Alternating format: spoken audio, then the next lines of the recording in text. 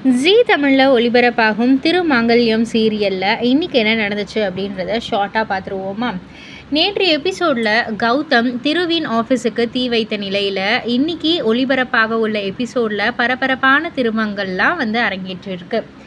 ஆஃபீஸில் பற்றிய தீ வேகமாக பரவி கொண்டிருக்க உள்ளே மகா சிக்கி கொள்கிறாங்க. வெளியே வர போராடும் அவள் வாட்ச்மேனிடம் உதவி கேட்க கதவு வெளியிலிருந்து பூட்டப்பட்டிருப்பதாக அவன் கூறுகிறான்.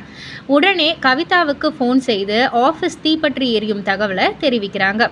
இதை கேட்ட கவிதா அங்கு கிளம்ப தயாரானாலும் மனசுக்குள்ள வேற ஒரு திட்டத்துடன் மகிழ்ச்சி ஆகுறாங்க. இந்த நிலையில் எதிர்பாராத விதமாக ஆஃபீஸுக்கு வரும் திரு கட்டிடம் முழுவதும் தீயில் எரிவதை பார்த்து ஷாக் ஆகுறாங்க. அதிலும் மகா உள்ளே சிக்கியிருப்பதாக தெரிந்ததும் ஒரு நொடியும் யோசிக்காமல் தீக்குள் பாயிறாங்க.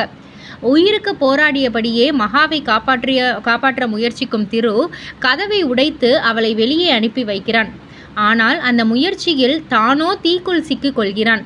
சில நொடிகளில் தீ ஜுவாலைகள் அவனை சூழ கடுமையாக காயமடைந்த திரு மயங்கி கீழே சரிந்து விழுறான். வெளியே வந்த மகா திருவின் நிலையை கண்டு அதிர்ச்சியடைந்து மீண்டும் தீக்குள் ஓடுகிறாள்.